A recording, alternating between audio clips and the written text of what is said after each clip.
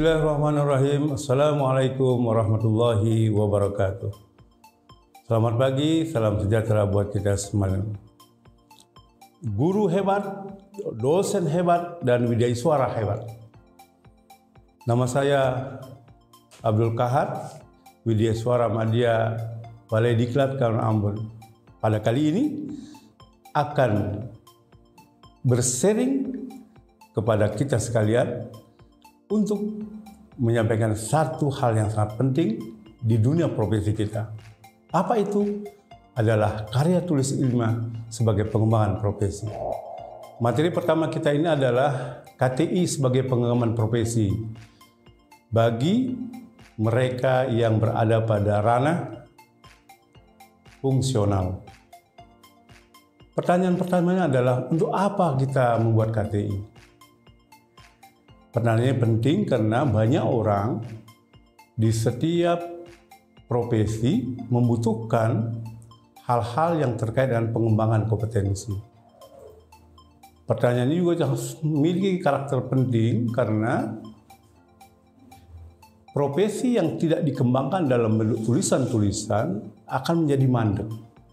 Bahkan pertanyaan ini menjadi sangat penting apabila kawan-kawan sekalian, baik dia guru, dosen maupun seperti saya widyaswara, membutuhkan pola pikir terus-menerus untuk menjaga intelektualitas kita.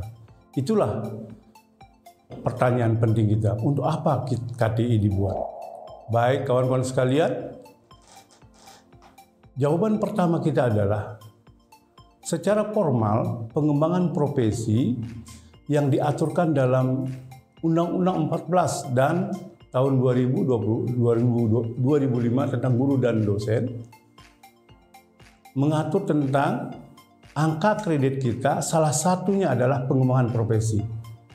Demikian juga pada widyaswara dan fungsional lainnya yang diatur pada Permen RB nomor 1 tahun 2023 tentang jabatan fungsional dan angka kreditnya.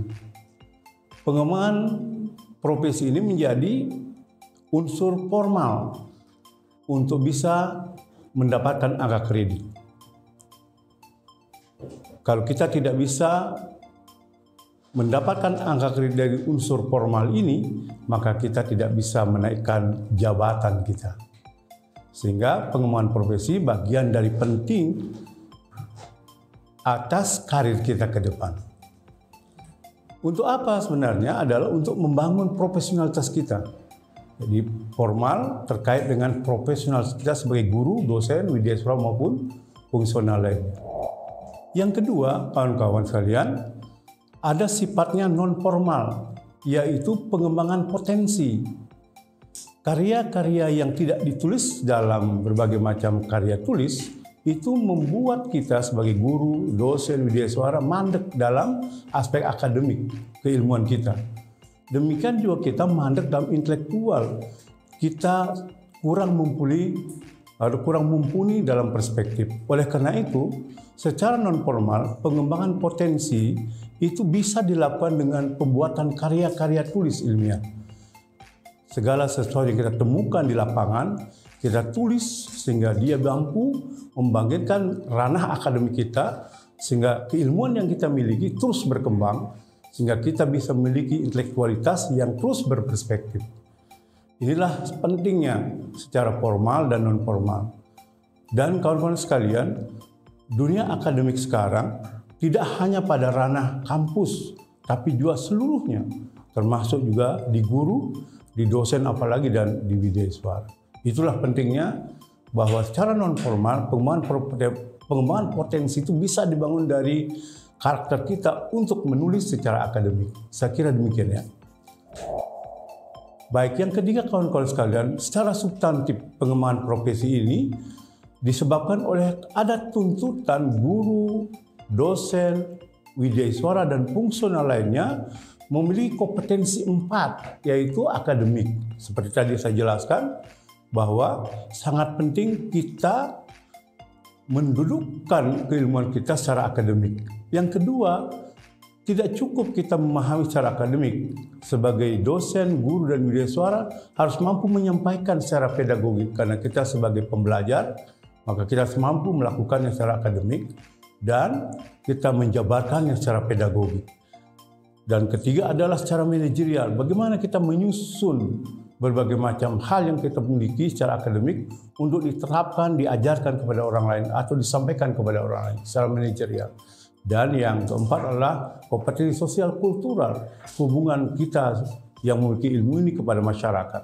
Sehingga masyarakat dapat mengakses ilmu kita sebagaimana pembelajar-pembelajar yang membangun masyarakat Indonesia menjadi sumber daya yang mumpuni dalam bidang keilmuan. Inilah 4 kompetensi yang hendak kita bangun sehingga KTI menjadi sesuatu yang bisa kita transfer kepada seluruh orang karena hasil karya kita akan dibaca oleh banyak orang. Disitulah kita berpartisipasi mengembangkan sumber daya manusia Indonesia yang unggul, maju, dan berperadaban. Saya kira itulah pentingnya kenapa kita disuruh atau membuat karya tulis ilmiah. Di sinilah pentingnya kita untuk melakukan sesuatu yang memberikan aspek partisipatif terhadap pengembangan kompetensi sumber daya manusia Indonesia. Terima kasih atas perhatiannya. Semoga bermakna. Assalamualaikum warahmatullahi wabarakatuh.